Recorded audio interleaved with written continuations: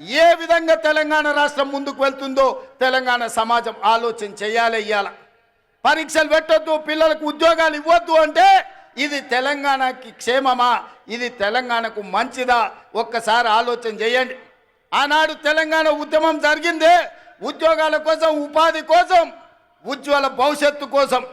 నూనూగు మీసాల యువకులు ఉస్మానియా యూనివర్సిటీ, కాకతీయ యూనివర్సిటీలలో తెలంగాణ ఉద్యమాన్ని ఉవ్వెత్తున లేపి ఓ ఈశాన్ రెడ్డి, ఓ వేణుగోపాల్ రెడ్డి, ఓ కానిస్టేబుల్ కిష్టయ్య, ఓ యాదయ్య వీళ్ళందరూ ఆత్మ బలిదానాలు చేసుకొని శ్రీకాంతాచారిని ఆదర్శంగా తీసుకొని వాళ్ళు ప్రాణ త్యాగాలు చేసింది వాళ్ళ భవిష్యత్ తరాల పిల్లలకు ఉద్యోగ ఉపాధి అవకాశాలు రావాలి, వాళ్ళ బతుకులైన బాగుపడాలి అని కదా తెలంగాణ కోసం త్యాగం చేసింది.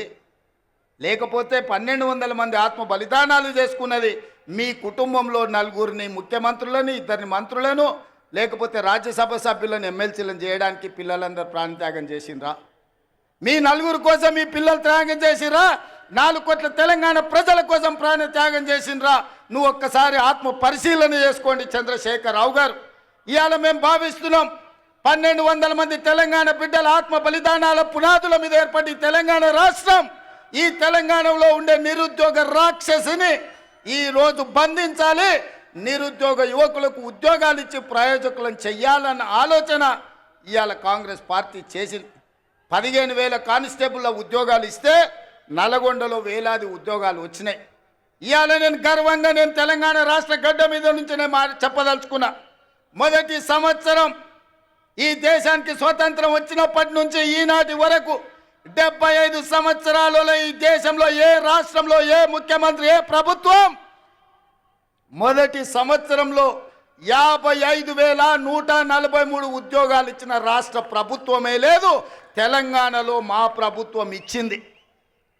లెక్కగట్టి మరీ చెప్తా అసెంబ్లీలో చంద్రశేఖరరావు గారు, శాఖల వారీగా అది వ్యవసాయ శాఖనా, అది లేకపోతే ఆర్ఎండ్బి శాఖనా, లేకపోతే పంచాయతీరాజ్ శాఖనా, సాగునీటి పారుదల శాఖనా, మున్సిపల్ శాఖనా, లేకపోతే ఏ శాఖలో పోలీస్ శాఖలనా, మెడికల్ అండ్ హెల్త్ డిపార్ట్మెంటా, శాఖల వారీగా ఇచ్చిన ఉద్యోగాలు ప్రతి ఉద్యోగి పేరు 55,143 ఉద్యోగాలు మేము తెలంగాణలో ఇచ్చిన మొదటి సంవత్సరంలో నేను గర్వంగా ఈ గడ్డ మీద నుంచి నేను చెప్పదలుచుకున్నా.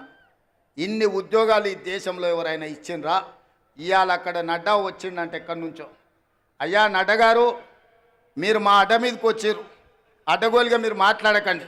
నేను సూటిగా నడ్డా గారిని కాదు కానీ మోడీ గారిని అడుగుతున్నా. నీ గుజరాత్ రాష్ట్రంలో 14 ఏళ్ళు మీరు ముఖ్యమంత్రిగా ఉన్నారు, 11 ఏళ్ళు ప్రధానమంత్రిగా ఉన్నారు. 25 సంవత్సరాలల్లా నరేంద్ర మోడీ గారి పార్టీ అయిన భారతీయ జనతా పార్టీ అధికారంలో ఉన్న రాష్ట్రం ఉత్తరప్రదేశ్, మధ్యప్రదేశ్, రాజస్థానా, బీహారా, లేకపోతే ఛత్తీస్గఢ, జార్ఖండ్, కర్ణాటకనా, మహారాష్ట్రనా, ఏ రాష్ట్రమైనా నేను సవాల్ విసురుతున్న నరేంద్ర మోడీ గారు మీ రాష్ట్ర ప్రభుత్వాలు ఉన్న దగ్గర ఒక్క సంవత్సరంలో 55,000 ఉద్యోగాలు ఇస్తే మీరు లెక్క చూపించండి. ఢిల్లీ నడి బజార్లో మీకు క్షమాపణ చెప్పి తల వంచుకొని నేను వస్తా.